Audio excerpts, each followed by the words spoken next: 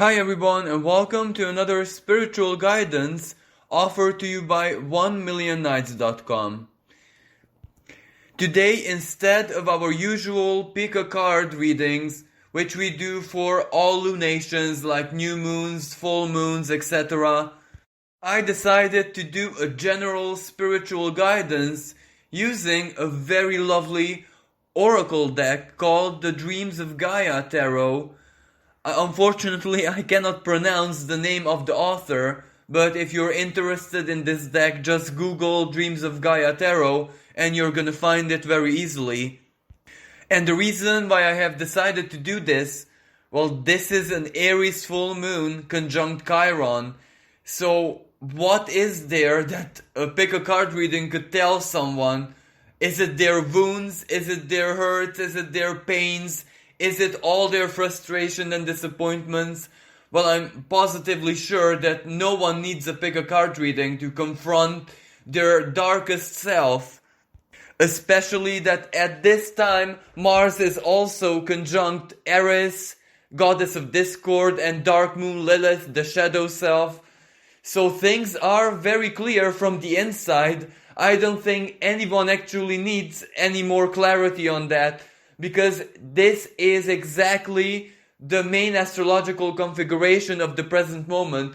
Clarity, truth, even the most painful truth, is being shoved down our throats, like it or not, by the celestial forces, because this is a very strong psychological pivotal moment where either we change or basically our minds, the dysfunctionality of our minds, the fears, the chaos, the self-defeating patterns, the old traumas are gonna swallow us alive. So, the heavens give us no other choice. Either reform ourselves, confront everything that is inside our souls, and process it and free ourselves from it, or basically be enslaved for the rest of our lives, because we are living such a strong karmic turning point where it is exactly our thoughts, the sign of Aquarius, where the great conjunction is going to take place in 3 months. So with our thoughts and our thought patterns, we are actually quantically, through divine patterns that we are weaving unconsciously in the present moment, we are creating our futures. So rather than to live in fear, worry, fight for survival, fight for the immediate future, for tomorrow, we should rather just take this moment and truly embody self-knowledge by focusing on all those things that are truly relevant to us, to our souls, to our hearts, to our karmic path, the reason why we were born in this timeline, and just discard, just distance and detach ourselves from anything else. That doesn't mean ignorance, because we have the duty to be observers. We have to observe, we have to reflect, we have to draw our own conclusions about whatever is happening on the external reality, on the world stage, in the world in general. But that doesn't mean we have to be immersed, because if we choose to be immersed, and that immersion is simply not part of our destinies, our soul journeys, then we are gonna defeat ourselves for the long-term future, and there's no way we can crawl out of this if we make this spiritual and psychological mistake. Of course, there are so very many people out there whose karmic path and soul journey actually requires for them to be immersed in whatever is going on right now. So of course those people are gonna do whatever they need to do. Instinctually, everything from within their beings is gonna drive them to be there at the right place at the right time. So this doesn't really go for them, because all those people who have to be there, who have to be power players, key players, who have to be immersed in all this drama and no judgment there, they are gonna be driven by inner forces, and it's gonna be totally outside of their control, so their situation is pretty much clear to them. But for the rest of us, whose karmic path and soul journey in this life doesn't involve anything which has to do with, external reality and the world in general.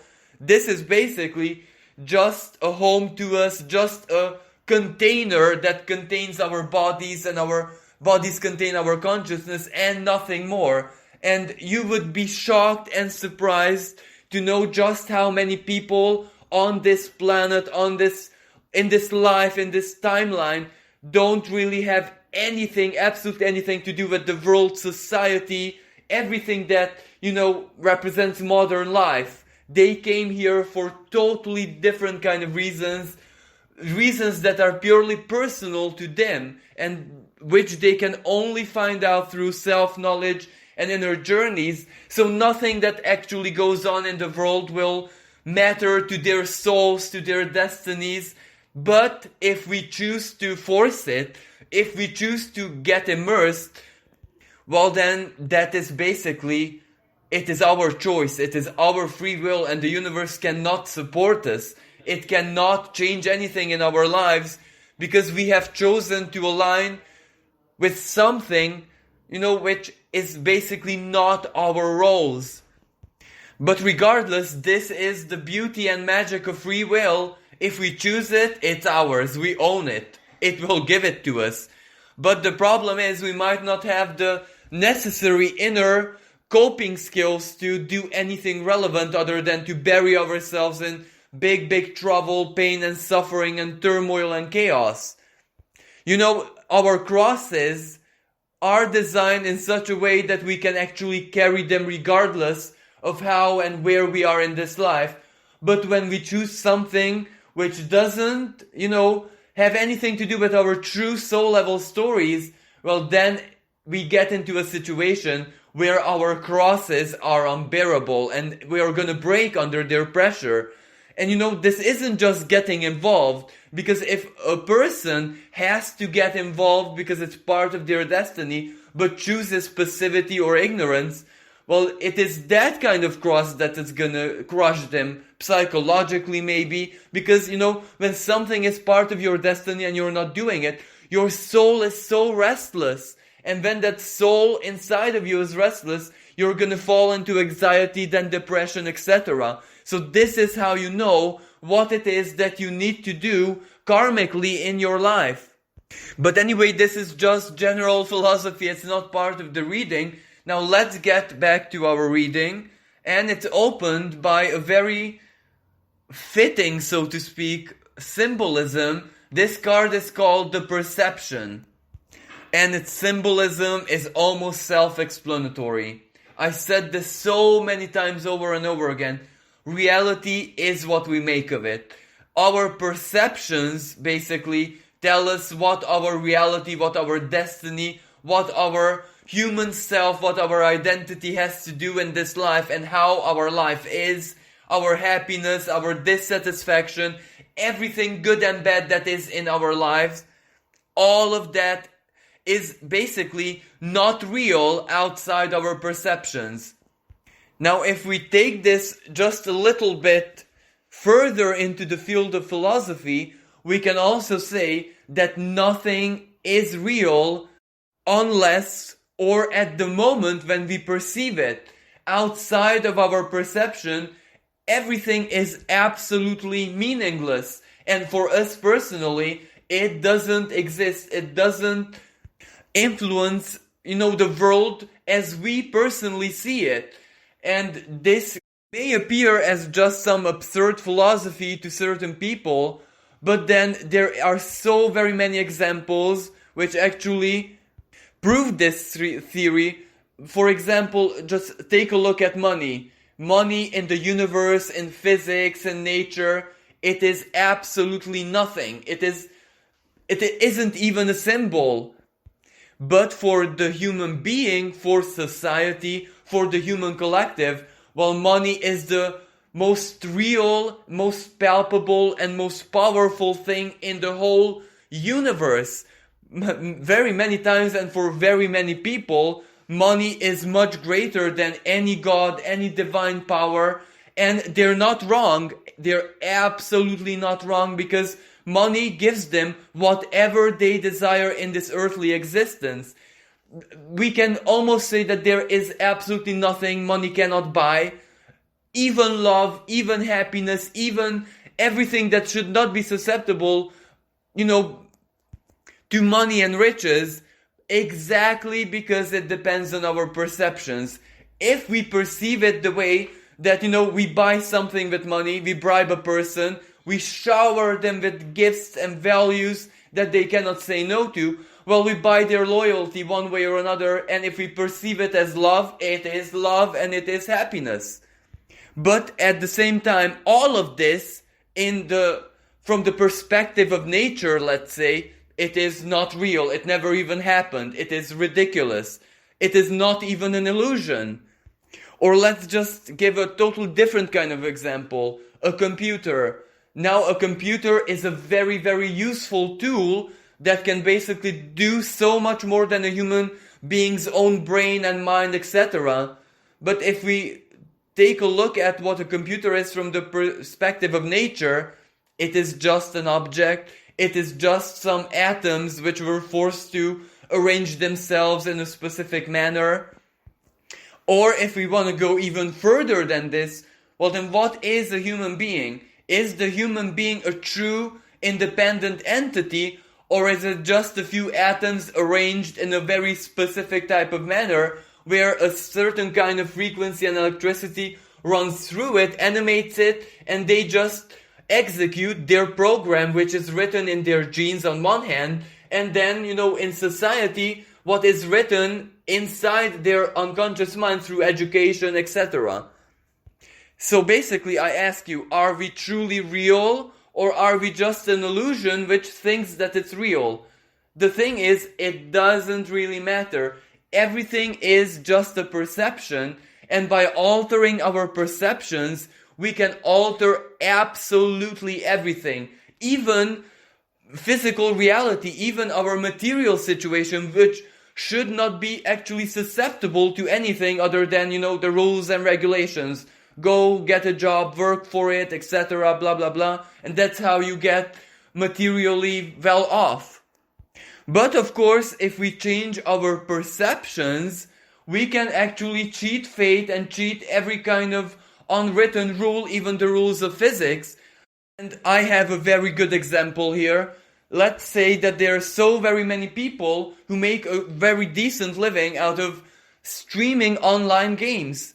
They are basically playing the game, having fun. It is pleasure. It is an illusion which offers us so much pleasure, but they share their experience. They share their own perceptions of the game and this lifestyle and what they're doing. And their perception is that this is a very valuable way to spend time. This is a very valuable way to connect to other people out there in the world. So that means that they value themselves, and immediately they attract that value through other people, because they think that they're so valuable, why shouldn't another person think the same thing? And that value is expressed by the donations, subscriptions, and any other way that they make their money. But all of this is a massive illusion which they created through their perceptions, but that illusion feeds them and it makes them happy. They actually have a decent way of life combined with pleasure and everything that they want. So why should other people criticize them? It is all a matter of perception. So this is exactly the essence of this card. It doesn't matter what kind of situation you're in. It doesn't matter how this full moon in Aries triggers you. It doesn't really matter what kind of wounds and traumas you carry deep within you, because when you change your perception, when you attribute a totally different kind of feeling to it, even if it's slightly illusionary or make-believe, you change the way your being reacts and you change your reality. So very many times when life just doesn't give us any other chance, any option, any opportunity to change our lives whatsoever, not even the slightest. There are moments when some people are stuck in years and years of stagnation where literally nothing really happens. Well, the key to get out of that stagnation is to change your perception. So basically, there is absolutely nothing we cannot change. Change the perception of a fellow human being, let's say a family member, a friend, etc., then you consolidate your own change that much more, and when you start changing more and more perceptions, where your life is going to reconfigure itself, and it's going to look so very differently. And this is exactly the role of certain soul connections, friendships, alliances, relationship in our lives, because that is raw power. If those people feed us with a certain kind of perception that we need, to complement our own, that is raw universal power, and it will influence reality instantly. Now the next card is the Sage. This is also so very self-explanatory, because wisdom, the Sage is someone who embodies the divine wisdom here on earth. So it is the incarnated aspect of wisdom, the archetype, so to speak. And of course, what is wisdom? Wisdom also lies in your perceptions. A truly wise person has no rigid or fixed way of perceiving reality, but rather they keep a very, very open mind, a very open spirit, so that they can integrate any change, an eclectic way of seeing the world, an eclectic way of living life is the key towards true happiness. Because, life isn't always happy, it isn't joy, it isn't positivity all the time. There is a lot of bad things, suffering, disease, pain, disappointment, heartache. When our own illusions, delusions, our own misaligned beliefs burn us. But that is absolutely fine, because they are meant to teach us, they're meant to make us wiser, and they're meant to break down our deeply rooted, immovable, rigid, fixed way of perceiving stuff. So true wisdom is when your life isn't working, when there is no source of happiness in your life, embody wisdom and allow an inner change to take place, but not in a very forced manner. It is absolutely not a good idea to listen to other people and just, indoctrinate yourself with certain kind of theories. No, absolutely not. Ask yourself, what is the lesson and the wisdom in the now, in the present moment? And sometimes the answers are not going to be spiritual or, have a higher meaning whatsoever. Sometimes the answers are going to be very, very surprising, as in the worst thing to do. Like, for example, sometimes we have to live in excess. Sometimes we have to immerse in a very obsessive way into a pleasure, etc.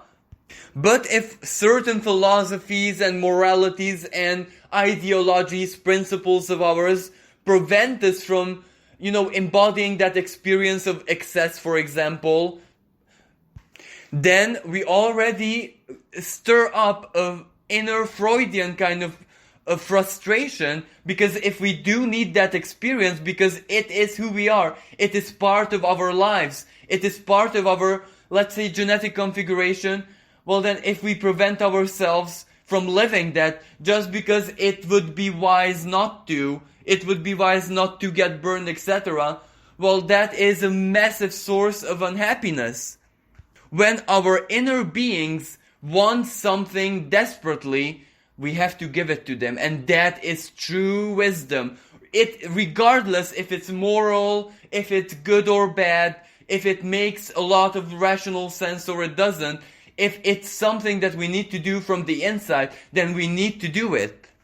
And that is exactly why the true wisdom lies within the self, your own configuration, your own personal journey through self-discovery, and not the wisdom or books or philosophies of other people. Of course, external sources of wisdom and all of that are a very good guidance, are a very good, source of new perspective, comparison, inner experimentation, etc.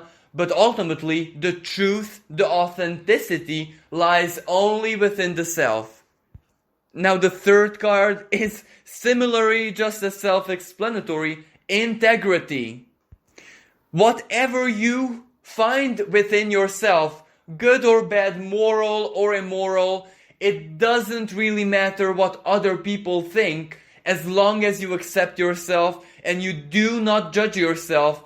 That is already a frequency and a state of integrity, and when you act through integrity, regardless of what that action is, the universe, reality, and life is definitely gonna support you. Like, for example, criminals, con people, they are very, very successful because they don't judge themselves. They see the logic and the integrity of what they're doing, and they disregard the opinions, the moral rules, and even the laws of external reality. Because they're so very okay with themselves, because they don't judge themselves, the universe actually helps them. And so very many people asked me all throughout my career, why are criminals, thieves, con people, manipulators, deceivers, narcissists, etc.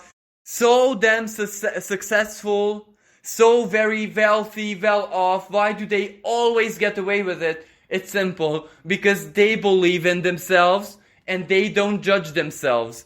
Of course, the way they do it is a little bit toxic and negative for the rest of the world, but does that truly matter?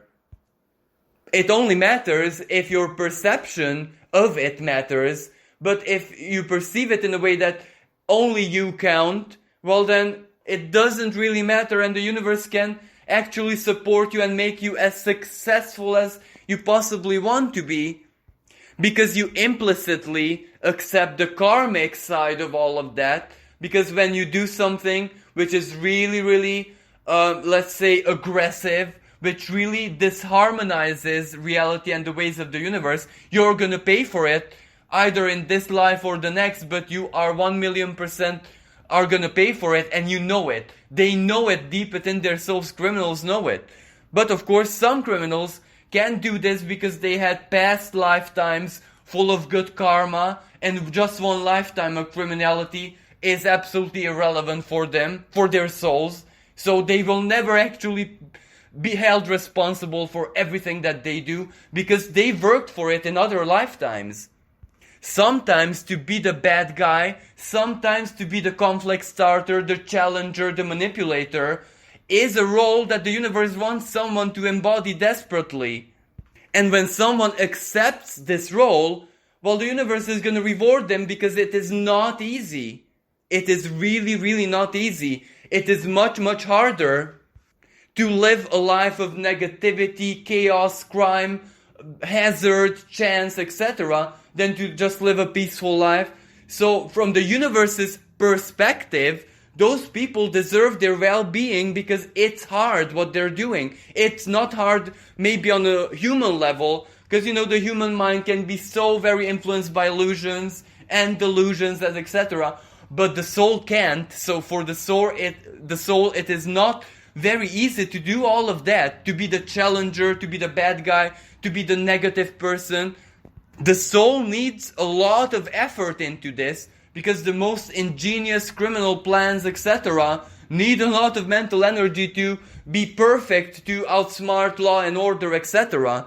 So it's not an easy job, and because the universe doesn't judge anyone, it lets karma do its stuff, well, those people can actually be successful because they embody integrity, but a type of integrity that doesn't depend on the opinion of anyone, any living or non-living being. The divine cannot judge you unless you start judging yourself. And finally, the conclusion of this reading is just as symbolic. We have the 9 of air, which is a symbol in this oracle deck for imagination. Everything in existence was once just a thought, just a pattern, just a figment of someone's or something's imagination. And if you look at the physical universe, well, that was a figment of the sources, the creators, the, let's say, demiurge's imagination. And it is clarified by the union. When imagination fuses with love, when whatever you dream up, you fall in love with it, that has to manifest one way or another.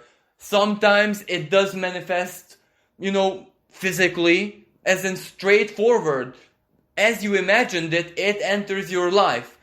Other times it manifests more symbolically, but the universe will definitely put its stamp on it, letting you know that it is what you dreamed of, it is what you desired, it is what you fantasized about. Now, how many times did we actually experience through this lifetime that what we dreamt about, fantasized about, daydreamed or played with our imagination at one certain moment in our lives entered reality, and we stopped there and asked ourselves, now, did I manifest this, or did I simply see the future at the moment when I was fantasizing about this? Well, the answer is both at the same time. That is how we, everyone, even the universe, constructs reality, by dreaming it up. And when that dream becomes valid, when that dream has a very high frequency creational energy to it, well, it comes into reality, as I said, one way or another, either symbolically or, physically. And right now, most of our lives are in one way or another in a standstill, in a stagnation. We are basically trapped in this big bubble, the protective layer, the cocoon of the self. And this is what we have to do right now. Discover ourselves, discover what we want to do in life, how we like to live life, everything that creates pleasure, satisfaction, happiness for us personally, and dream and focus on that, because that is going to be the foundation of the future. And, if someone would tell you to go and do this for, let's say, 9-10 months of your life, you would say, well, absolutely not. It doesn't even matter what kind of shining future I could create for myself. I'm definitely not going to do this for that prolonged amount of time.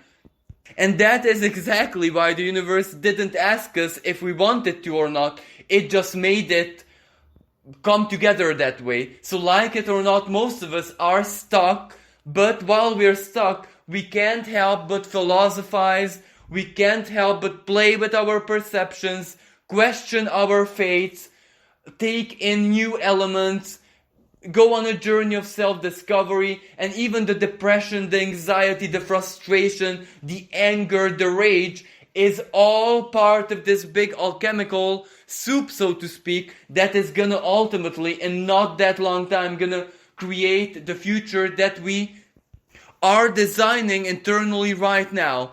So the conclusion of all of this reading, it doesn't matter how hard your present moment is. It doesn't matter if it's inner forces or outer forces that are simply tearing you apart, taking away your calm, your peace, your happiness, your future, your hopes and dreams.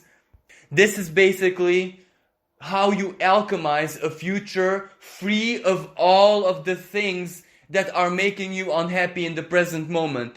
This suffering, this dissatisfaction, this torment, so to speak, is so very important because it has to sink in deeply. We have to confront it and we have to suffer it. And this is the only way we can make sure that we will never ever get the same in the future. And the more we suffer right now, the less we are gonna suffer in the new paradigm, which is just around the corner. Well, thank you so much for listening. I hope this was useful.